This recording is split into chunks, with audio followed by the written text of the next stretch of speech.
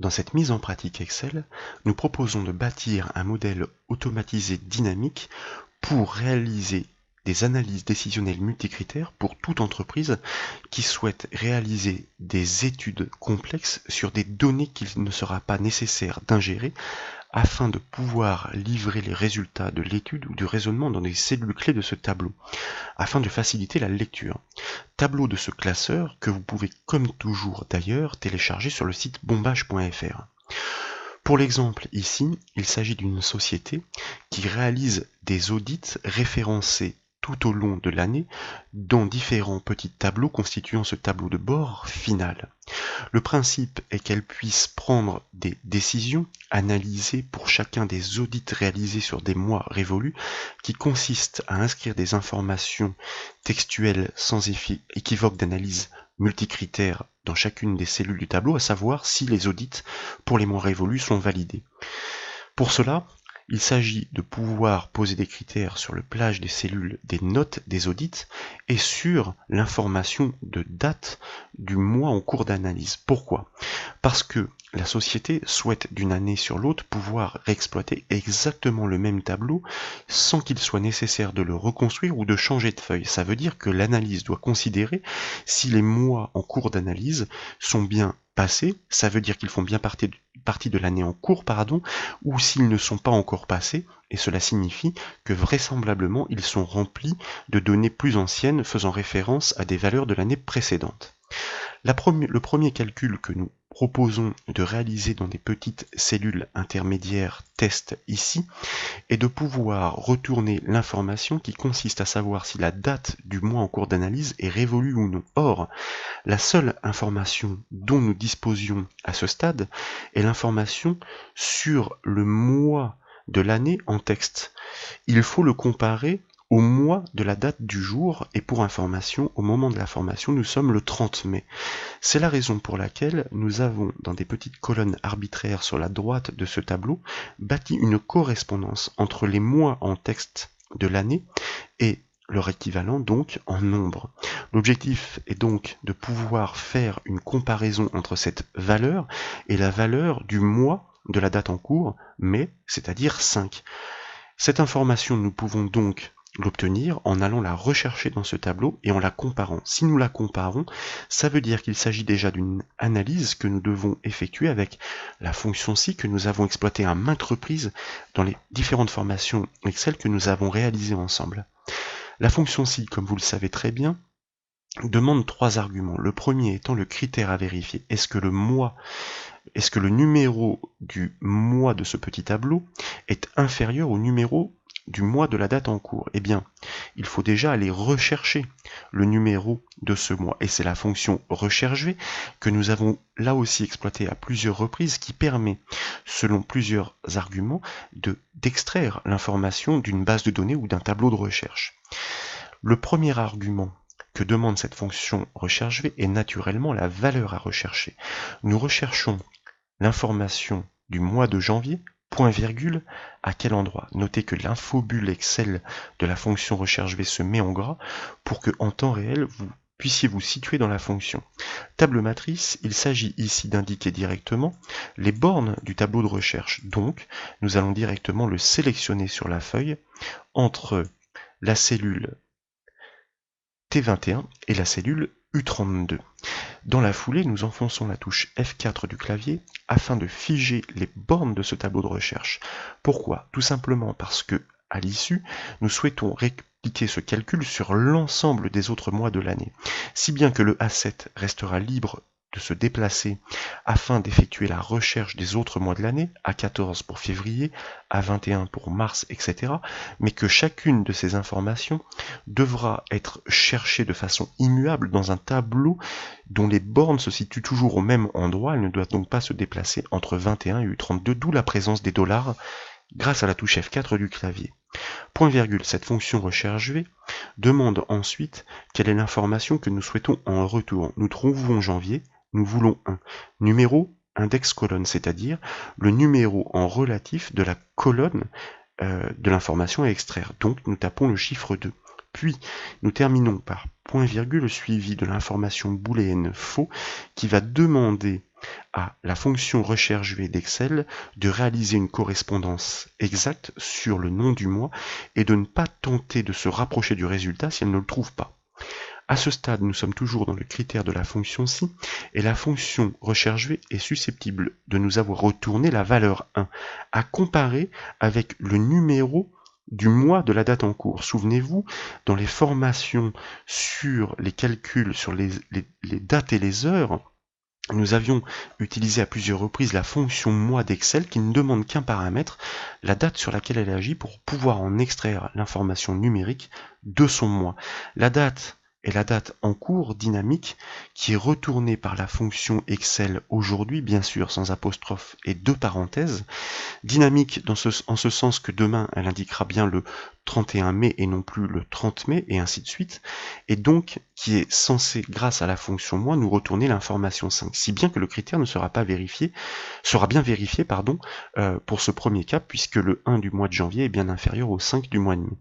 À ce moment-là, eh bien, nous allons inscrire dans la cellule l'indicateur pour nous visuel, OK, entre guillemets donc, puisqu'il s'agit de texte, afin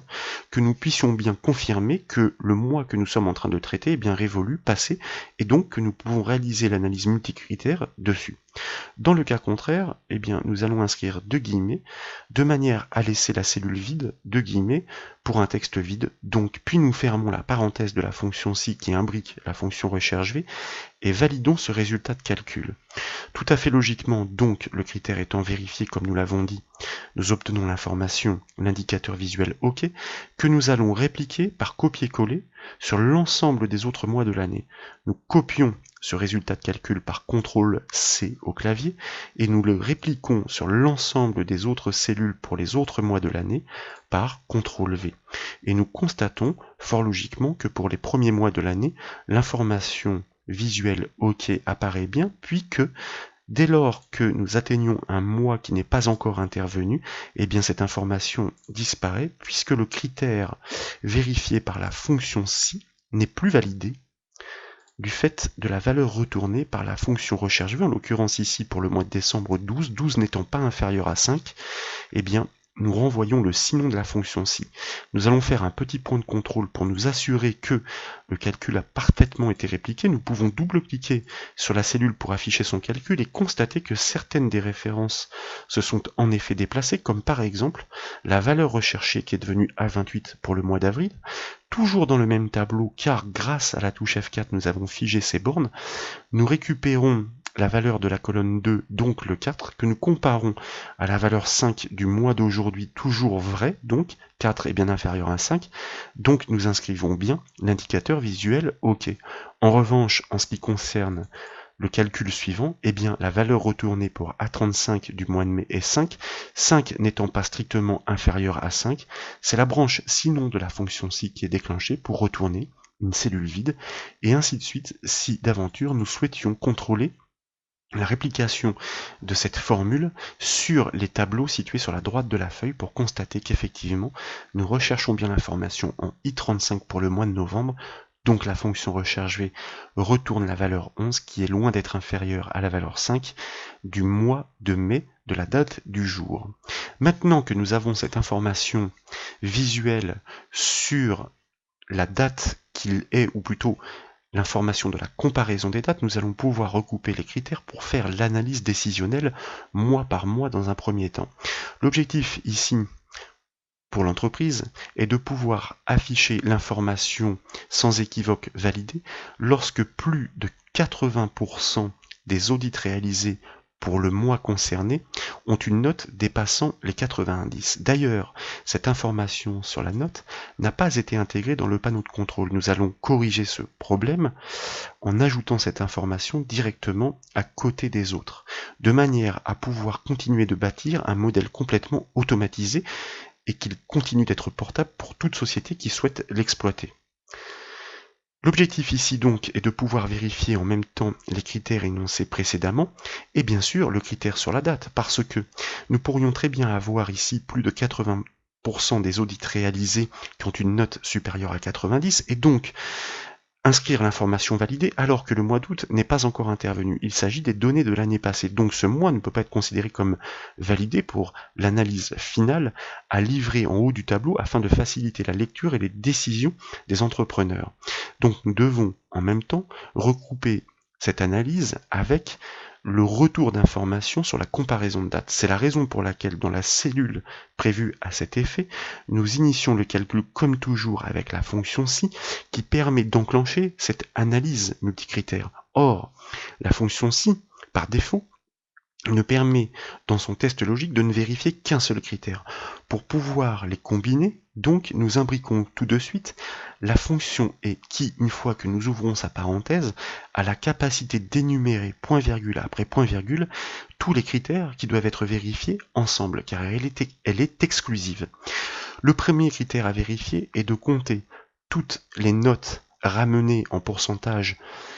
dans la colonne E en fonction de la notation sur la valeur maximale de 21, donc de compter toutes les notes pour lesquelles la valeur est supérieure à 90 et savoir si ce nombre restitué est supérieur à 80% des audits réalisés. La fonction qui permet de dénombrer sur une plage de cellules toutes les cellules correspondant à un critère est la fonction nb.si que nous avons déjà utilisée à plusieurs reprises dans d'autres formations. Lorsque nous ouvrons sa parenthèse, elle demande deux critères. Constatez à ce stade que nous avons déjà imbriqué trois fonctions et que nous n'avons pas encore référencé la moindre cellule. Cette fonction nb.si donc qui permet de compter sur une plage le nombre de cellules satisfaisant un critère. Donc nous désignons cette plage E9, E11, que nous ne figeons pas contrairement à la précédente, puisque lorsque nous répliquerons ce calcul par copier-coller, eh bien, ce sont les autres plages que nous souhaitons analyser, si bien que les bornes de cette plage de cellules devront se déplacer naturellement en même temps que nous répliquerons le calcul. Point virgule, et donc nous passons à la zone de critères indiquée en gras par l'infobulle, à compter sur cette plage de cellules. Dans une fonction nb.si, l'opérateur de comparaison doit être indiqué entre guillemets ce que nous faisons. Est-ce que ces notes, combien de ces notes sont supérieures à 90 que nous concaténons, c'est ainsi que nous construisons la zone de critère d'une fonction nb.si que nous concaténons et commercial avec la variable qui est indiquée dans le panneau de contrôle sur la note 90. Et cette fois-ci dans la foulée, nous n'oublions surtout pas de la figer parce que l'ensemble des critères de ces plages qui elles vont bien se déplacer devrait être comparé à cette note qui est toujours située en U2 qui ne doit pas bouger, donc touche F4 du clavier, $, 1 devant le U, 1 devant le 2, la cellule n'a plus le droit de bouger. Nous fermons la parenthèse de la fonction nb.si et nous nous retrouvons dans la zone de critères du et qui lui-même est dans la zone de critères de la fonction i. Ici l'objectif donc à ce stade la fonction nb.si a retourné le nombre de notes supérieur à 90 sur la plage de cellules, donc 3 pour ce premier cas. Il faut comparer cette valeur numérique aux 80% des audits réalisés pour savoir si nous sommes au-dessus en termes de qualité ou en dessous. Est-ce que ce résultat retourné par cette fonction de dénombrement conditionnel est supérieur, nous sommes toujours bien dans le critère, aux 80% que nous allons bien sélectionner dans le panneau de contrôle et donc que nous figeons avec la touche F4 du clavier pour les mêmes raisons que celles évoquées précédemment.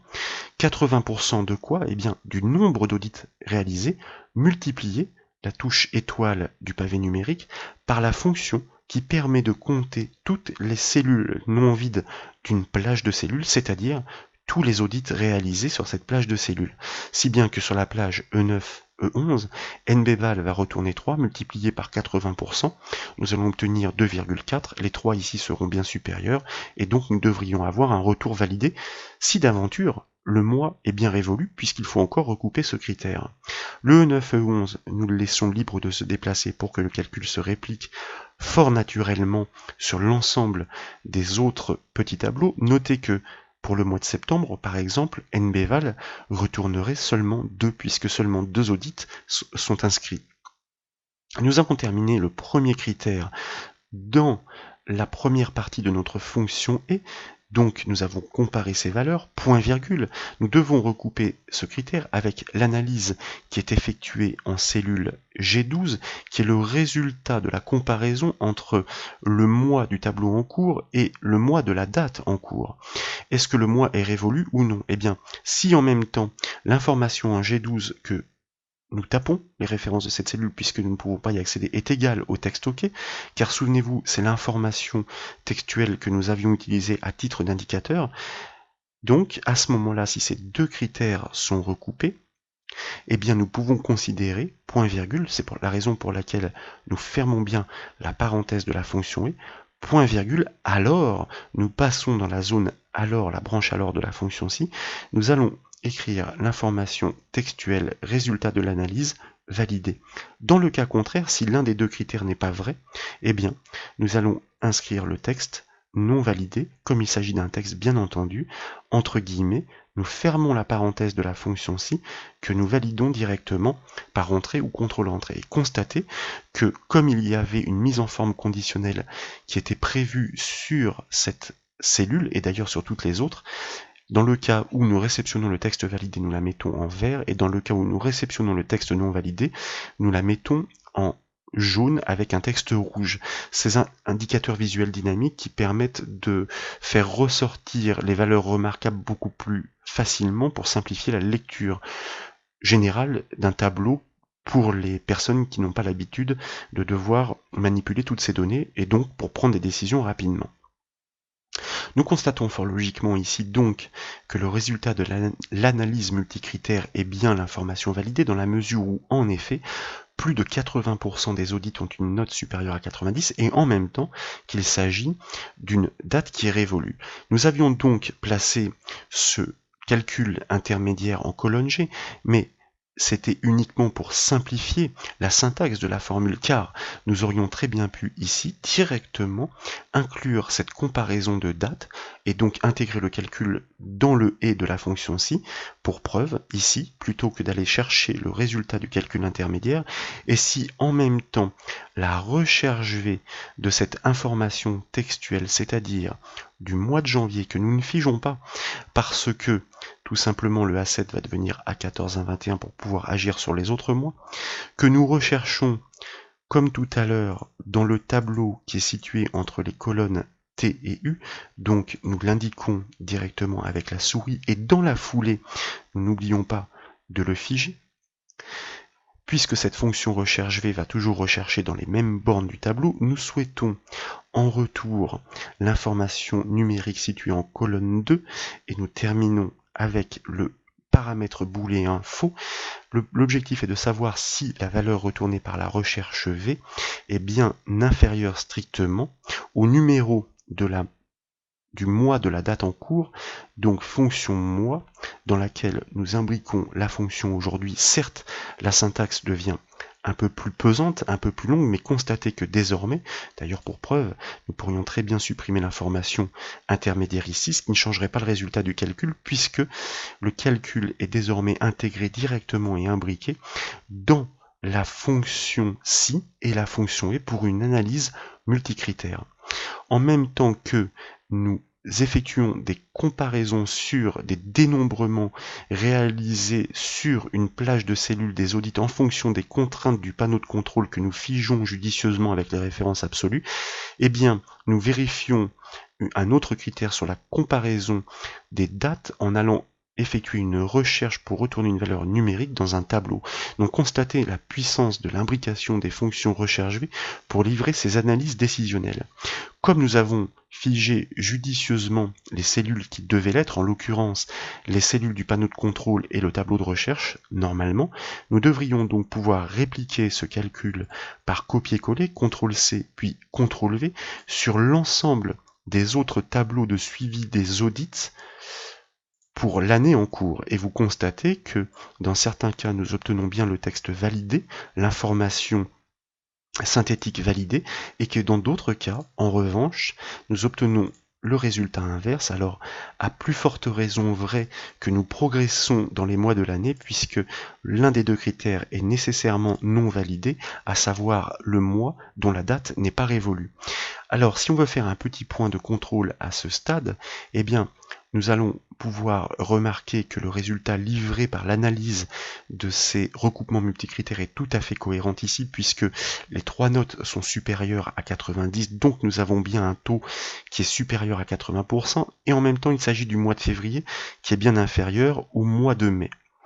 Si nous progressons, en revanche, nous arrivons au mois d'avril, dont le mois est bien révolu, puisque nous sommes au mois de mai. Pourtant, nous avons l'information non validée. En effet,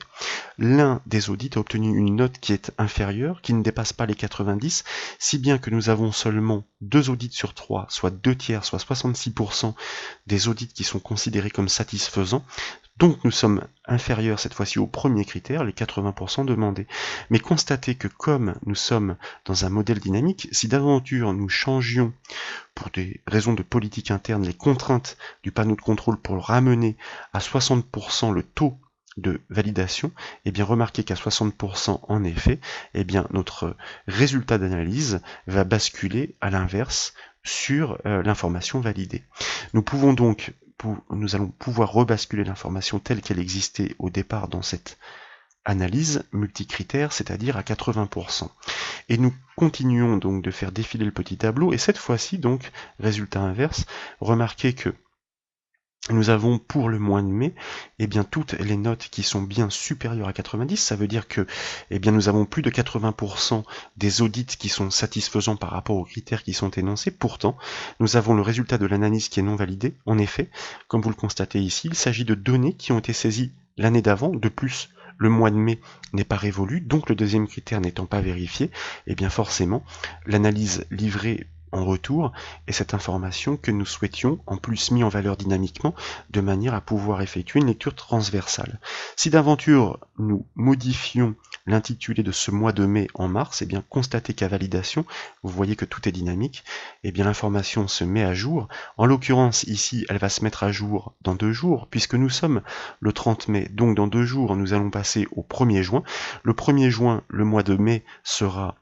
révolu, et donc l'analyse de ce mois pourra débuter et être livrée dynamiquement par ce classeur qui livre toutes ces analyses automatiquement, si bien que les décisionnaires n'auront plus qu'à prendre les résultats livrés par les raisonnements effectués par ces calculs imbriqués qui permettent de recouper les critères. Et pour simplifier encore plus la lecture de ce tableau, eh bien, dans l'exemple, nous souhaitons ici décomposer le résultat de l'analyse décisionnelle de la cellule F5 pour inscrire l'information ici sur les 36 audits qui ont été réalisés au cours de l'année ou vraisemblablement qui doivent être réalisés, combien ont réellement été validés. Eh bien, il s'agit de compter l'information textuelle validée sur l'ensemble de ces tableaux pour l'ensemble de l'année grâce, comme toujours, à la fonction nb.si. Premier résultat de dénombrement statistique conditionnel, nb.si, comme toujours, eh bien, la plage, on ne s'embête pas, car le texte validé n'apparaît qu'à des endroits bien définis. Nous allons tout simplement indiquer une plage très large, A7 de point N47, sur laquelle nous souhaitons compter le critère qui correspond au texte validé. Comme il s'agit d'un texte, nous devons nécessairement l'inscrire entre guillemets, et nous fermons la parenthèse de la fonction nb.si pour laquelle il n'a pas été nécessaire de figer la plage de cellules, pour une bonne et simple raison, c'est que nous ne répliquons pas ce calcul. Il ne sera vrai que pour cette cellule. Et effectivement, nous avons à ce stade, et vous voyez que l'information est intéressante, car elle est livrée instantanément en en-tête de tableau, pas nécessaire de devoir défiler l'ensemble des données qui peuvent être lourdes pour la synthèse effectuée tout au long de l'année. Il y a bien 3 mois d'audits pour l'instant qui sont validés. Alors c'est pas sur 36 audits, en réalité c'est sur 12. Nous pourrions d'ailleurs corriger à la volée cette information, car en réalité c'est sur 12 mois de l'année, puisque nous avons les résultats intermédiaires des analyses mois par mois qui sont livrés dans ces tableaux. L'objectif est de pouvoir livrer ensuite ce résultat en pourcentage, et comme quoi finalement le résultat intermédiaire dont nous ne servons plus ici pour l'analyse multicritère va être utile, puisque en l'occurrence en pourcentage, si nous réalisons un 3 sur 12, nous allons obtenir un pourcentage très faible, alors que certains mois ne sont pas à considérer pour le pourcentage des audits validés. Il faut simplement considérer pour ce ratio les audits validés par rapport à l'ensemble des audits des mois révolus, c'est-à-dire pour lesquels nous avons l'information textuelle OK. Si bien qu'ici nous allons faire une banale division du calcul précédemment réalisé, dénombrement des audits réalisés par la fonction nb.si, divisé par le nombre de fois que nous rencontrons cette fois-ci le critère OK. Donc comme tout à l'heure, eh bien nous redésignons une plage très large, puisque il s'agit de toute façon de compter une information qui se trouve dans des cellules bien précises et donc qui ne risque pas d'être redondante ou court-circuitée par d'autres cellules, sur laquelle nous souhaitons comptabiliser le nombre de fois que nous rencontrons l'information textuelle OK. Et fort logiquement, enfin pratiquement logiquement, nous obtenons une information en tout cas bien inférieure à 1, c'est-à-dire 0,8 pour 80%, ce qui peut paraître étonnant, puisque si nous effectuons une petite analyse rapide de cohérence, nous avons ici 3 audits validés pour 4 mois de l'année révolus, si bien que nous devrions obtenir non pas 80%, mais 3 sur 4, 75%. En réalité, il s'agit d'un troncage à l'affichage par Excel. D'ailleurs, constatez que si vous basculez en style de pourcentage grâce au bouton dédié du ruban accueil, eh bien, la correction est effectuée en temps réel par le calcul des ratios d'Excel. Et puis, comme nous avons tout simplement décomposer ce calcul, l'analyse décisionnelle multicritère finale à délivrer en cellule F5 consiste à savoir si l'ensemble des audits réalisés au cours de l'année dépasse ces 90%. Alors plutôt que de prendre ce critère des 90% ici, nous allons nous servir dans le panneau de contrôle toujours pour ce souci de dynamisme, qui d'ailleurs pour l'instant est initialisé à 80%, mais comme il s'agit d'un panneau de contrôle, à tout moment nous pouvons modifier ces contraintes, et l'objectif est de savoir, et là rien de plus simple puisque tout a été décomposé, si l'ensemble des audits est validé et supérieur à 90% ou non, c'est-à-dire le résultat intermédiaire livré en cellule N5 est supérieur strictement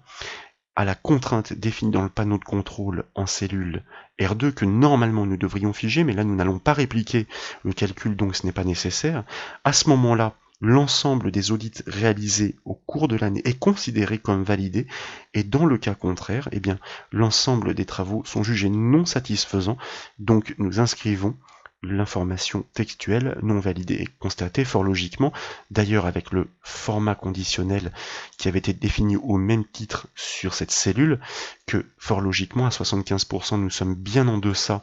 de la contrainte énoncée dans le panneau de contrôle, et donc que le résultat de l'analyse décisionnelle multicritère va basculer sur l'information non validée. En revanche, si nous modifions les contraintes du panneau de contrôle, en l'occurrence ici à 70%, le critère est bien validé, et donc nous jugeons le travail réalisé par l'entreprise comme satisfaisant. Néanmoins, comme cette analyse décisionnelle multicritère considère les audits pour validés pour les mois révolus, et bien comme nous n'en sommes qu'au mois de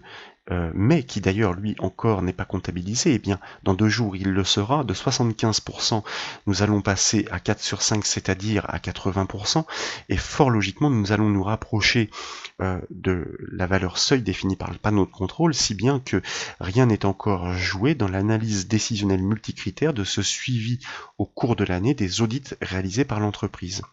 À l'issue, si nous souhaitons que notre tableau soit propre, eh bien, il conviendrait de masquer les colonnes intermédiaires des calculs de comparaison de dates en cliquant avec le bouton droit de la souris sur les étiquettes de colonnes concernées et en choisissant Masquer dans le menu contextuel qui est proposé. Pour le tableau de recherche, c'est un peu plus embêtant car il est avec des lignes et des colonnes communes. Nous pourrions le couper et le coller pour le déplacer ailleurs et ensuite le masquer, car tous les calculs qui font référence adapteraient